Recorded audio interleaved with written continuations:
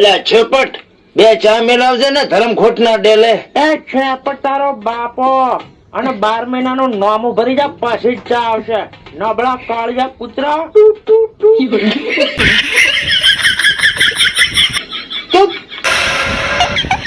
અલ્યા કોક કરવું પડશે હો. જો આમ નામ હેડ્યું ને તો આબરૂ ના તજાગરા થઈ જાય છે. હવે તારે આબરૂ હતી કદી તે તજાગરા થાય. ચૂપ રે. તું કાયર કી तरह દોધ કાઢતા હે ડોળા હે. ભારે ભોડો મનાડા જેવો લાગે છે. ડોળા અંદર ખાઈ. અલ્યા કોક ધંધો તો કરવો પડશે હો.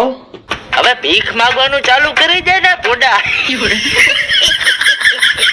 એટલા भी દાડા ખરાબ નહીં આયા કે હમ ભીખ માંગને જાય. દાડા તો દેખાયરા તારા.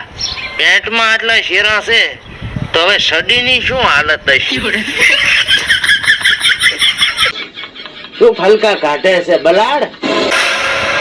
ચમ હાસુ કીધું એટલે બળે ને તારી. એટલે મજાક બંધ કરો ને. કોઈક ધંધાનું વિચારો ને યાર. આમ શું કરો છો? પેલા તો મને ઈ કે તારે ધંધો જેવો કરવો છે. ધંધો એવો કરવો છે ને કે જેમાં ઇજ્જત હોય, શોહરત હોય, પૈસા હોય, દોલત હોય, માન હોય, સન્માન હોય. હવે તારું ડાસુ તો જો મનાડી મોતમતી હોય ને તો તારું મોઢું જોઈ જાય ને એનું ઈ બંધ થઈ જાય. ધંધાની વાત કરે છે. એટલું ખરાબ નથી મોઢું મારું. તારાથી ખરાબ કોઈનું મોઢું છે આ દુનિયામાં? હા છે ને. અમદાવાદી મેન માં ઓલો પાર્થિયો જાડિયો આવે છે ને એનું. હવે આનું નામ મેલ. કાળીએ ચા નથી પાઈ જાડીઓ. તમારા બેની આ બંધ થયું હોય તો ધંધાની વાત કરશો. હવે આની આગળ શું ધંધાની વાત કરવાની? એક તો આ ભણ્યું ગણ્યું નથી, આખો દાડો રખડ્યું છે.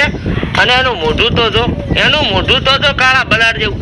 હું એમ કઉ છું એક કામ કરી તું તારું મોઢું જ બદલાઈ નાખ્યું. ધંધાને મોઢાને શું લેવા દેવા? ધંધાની વાતમાં મોઢાને લાવવાની વચમાં ચો જરૂર પડે છે? અને મારું મોઢું કઈ ગટરનું ઢોકણું નથી કે ગમે ત્યારે બદલાઈ નાખું. હા ઈ વાત તે રાઈટ કરી. તારું મોઢું ગટરનું ઢોકણું નથી પણ લાગે છે એના જેવું. તું ગટર સાફ કર, તુજે સબ મિલેગા. આજે તમે મારી ઇજ્જત ઉતારી છે ને? હજી તો ઇજ્જત જ ઉતરી છે. વધારો એ રોકણો તો લે કોઈ ઉતરી જાય છે. ચડી તો પ્યારી છે. માચોની પ્યારી માચોની. એક નંબરની લુખવડ છે હો, તારી જેમ.